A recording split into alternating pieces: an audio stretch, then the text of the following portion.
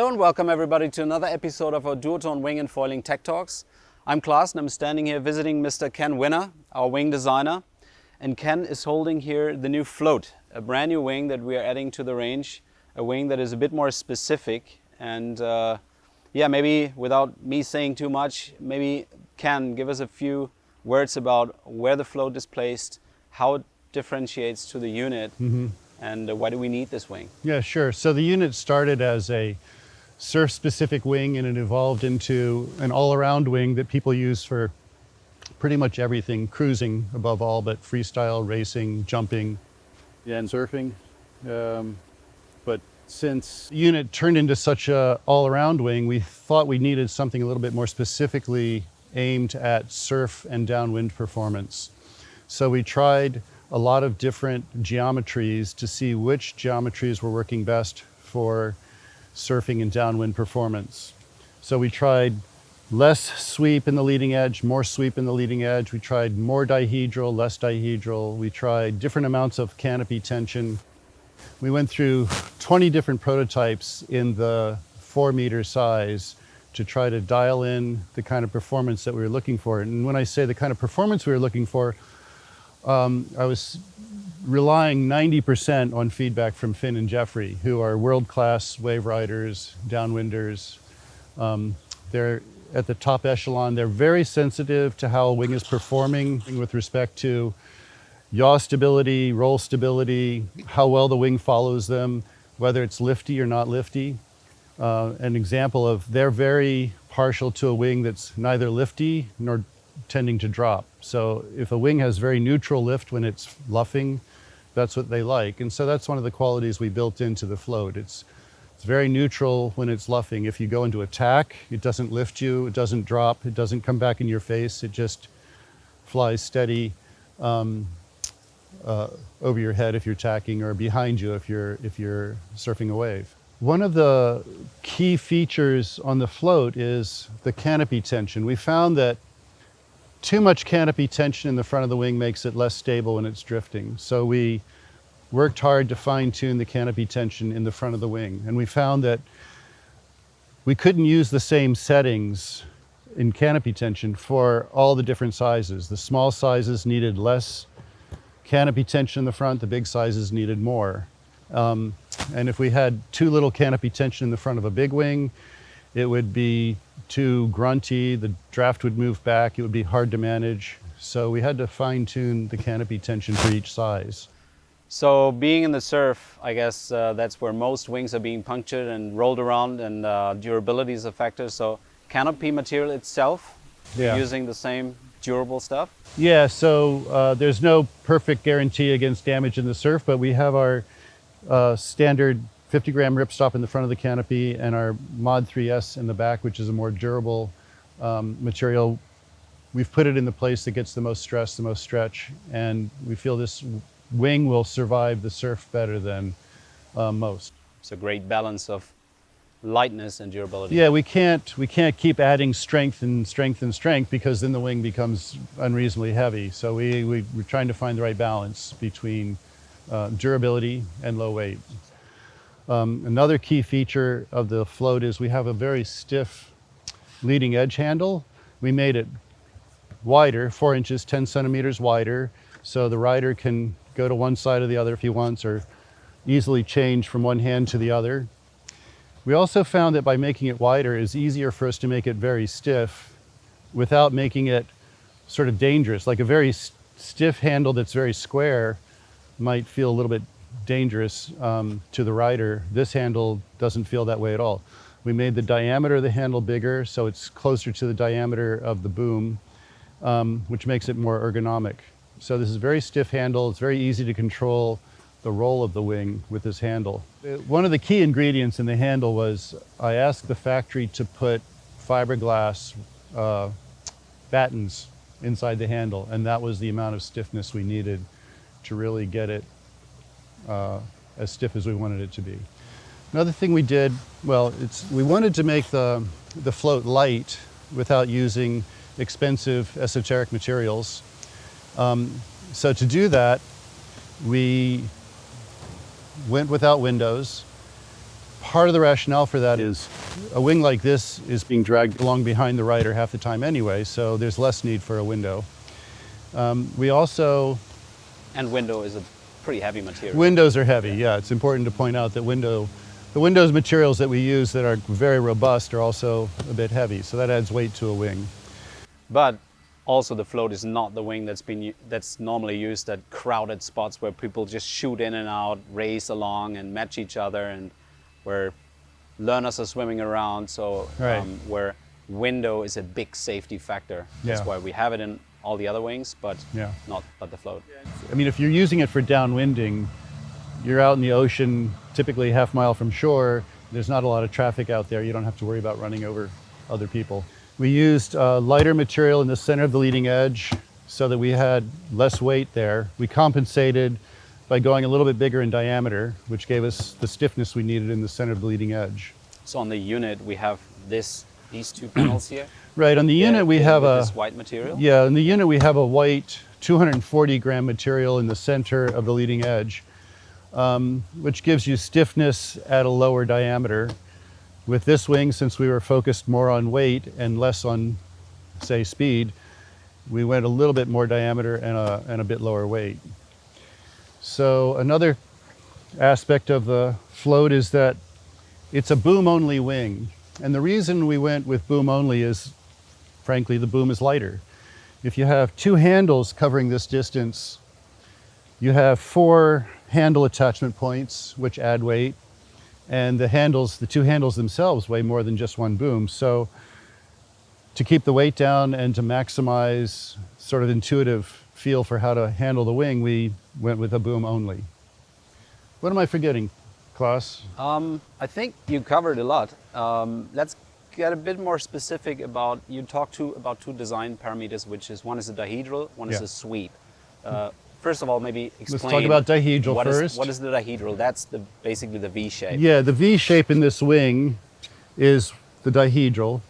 And we tried quite a bit more dihedral. We've tried less dihedral.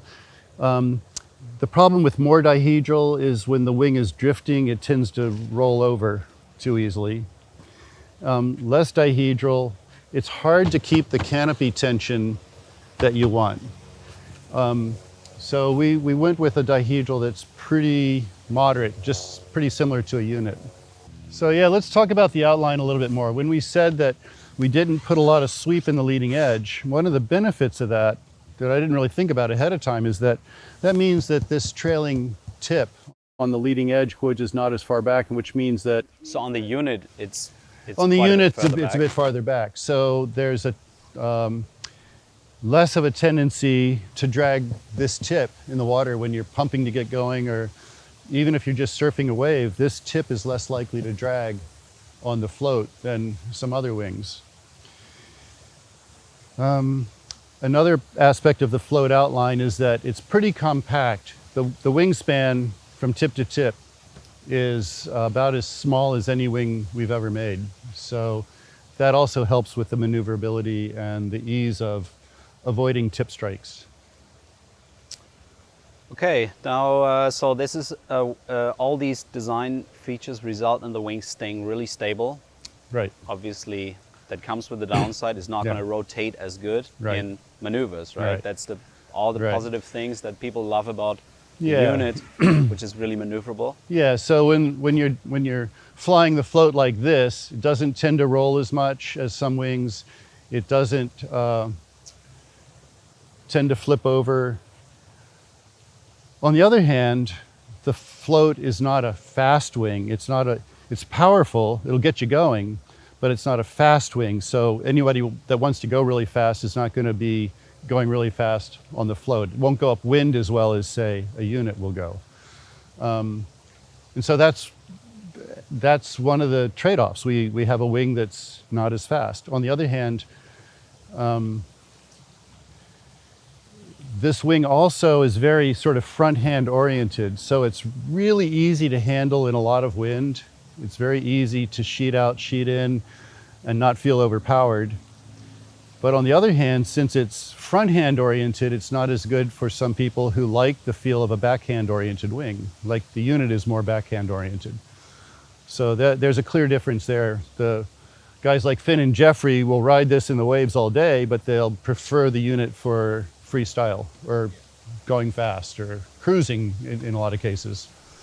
We did a bunch of testing, obviously, with these, also trying how's the jumping ability, how's the freestyle, how do they rotate, and the clear feedback was, oh, it's awesome on the wave. Yeah. But then when you want to do flips or something, the unit is just so much better in the way it steers through rotations, the way it rotates, and so on. Yeah. And obviously, tacking side by side, the unit just flips over straight to the new side, where maybe the float needs a bit more push through. One thing you just mentioned, it's very grunty. And this is something I felt using this wing now quite a bit in the surf, that I can almost opt for a size smaller compared to the unit because it got so much power, and then be on a really nice, light and small wing on the wave, something I really loved. Right. And this is a feedback also we got from first demo events we did with dealers. I took a bunch of these wings to France, to Dakar for a French dealer meeting. Everybody was completely loving them and commenting how powerful they were, how surprised they were, how powerful they were. Right.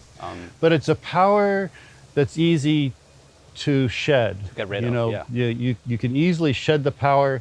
And when you're shedding the power on this wing, you don't feel like, when you go from sheeted out to sheeted in to sheeted out again, you don't feel the center of pressure shifting from this hand to this hand to this hand. It stays pretty gradual. Yeah, it stays very predictable and very sort of centered between the hands. Yeah, I think we covered a lot of things. I'm pretty excited about this wing. I think there's a lot of customers out there who like exactly that style of riding. Yeah. Being on the wave, their main focus is getting that little ripple, flagging the wing and riding the swell, riding the surf, get as close to surfing as possible. Yeah. And have the wing basically being not there. Yeah. And this is what the float does exceptionally well. I personally love the way you can intuitively grab the boom, get rid of the boom. That also helps a lot, I think, for waves, like being in the waves. Yeah. There's one other point. We realized on the bigger sizes, the early prototypes on the bigger sizes, the boom was positioned farther back. And we realized that with this outline shape, we can have the boom all the way forward on every single size. So the distance from here to here is a minimum all the time. It's very easy to move a hand from here to, from the leading edge handle to the boom. Yeah. And that was a benefit of the low sweep that we didn't anticipate ahead of time. So the 5.5, the boom is here. The 5.0, the boom is here. It's very convenient. Yeah, there's so many details on this wing. We talked about a lot of these, like the leading edge handle. There's another one we didn't cover yet, which is just that fancy looking new button pocket we editing. So there's a lot of things from all the stitchings, all the seams. I mean, we do a lot of in-house testing to get all the seams specifically designed for the materials we are using. There's a tons of testing in-house at Duotone in the background.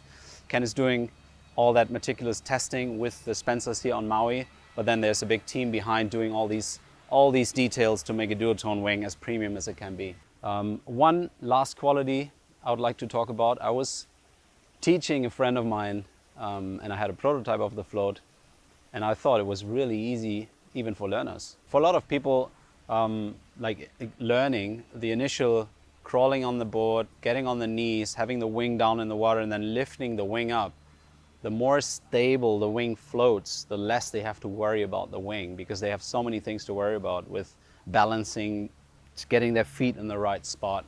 And then at some point they're gonna grab the wing and get to the boom or the handles. And when the wing is nervous, that puts them off. So if the wing is super stable, and this is what I realized teaching a few people on this wing, it really helps them to get in position half the time and then grab the wing and start to sheet in. Yeah, it's good for novices for a couple of reasons. One, the tips don't drag as easily. The compact wingspan helps with that.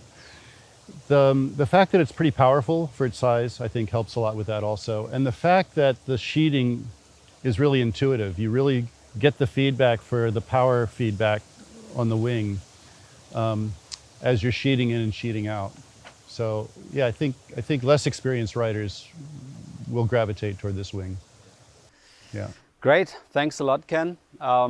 We are holding here the smallest size, is a 2.5. The range goes up to 5.5. Initially at that French meeting, people were telling me, you need a 6. And then they tried, and then they were surprised about the good power it had. And then they kind of steered back and said, I think we're good. Yeah. So I think that range is going to be well received. Some specific markets more than others, I guess. But there's definitely the markets out there that really are craving for this wing. So far, original only, so it's also quite nicely priced. And let's see where this takes us. A new introduction of the float. I hope you guys took a lot of infos out here that are valuable for you. And if you have questions, leave us a comment. So we'll try to answer everything that you want to know about the float. One last thing about the booms. So the two smallest ones need the medium boom, 2.5 and 3. And everything 3.5 and up uses the long boom. Same system as we have for the units. So the fusion system, just boom only this time. So again, thanks Mr. Ken. Great job on these. Super clean looking wings. Flying very nicely.